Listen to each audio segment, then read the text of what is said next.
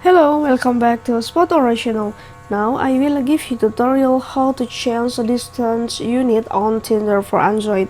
And before that, I wanna ask you, how are you guys? So you don't miss of our videos, don't forget to like, share, and subscribe to this channel. And let's go to the started.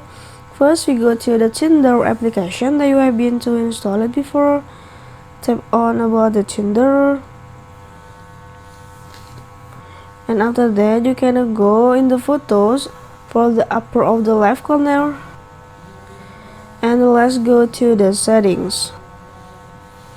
Okay, and after that you can slide away until you find about the show distance in. Okay, this is a have a two option for you. The first one is kilometer and the second one is mile, and I want to change for the kilometer because now I use the distance unit for the mile, so I want to choose the kilometers. I think the kilometers is me and make me to more easier to see the person is what the kilometers and where the kilometers. It's very simple way to do it.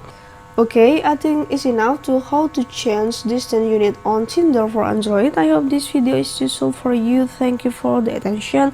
Enjoy for this video and bye.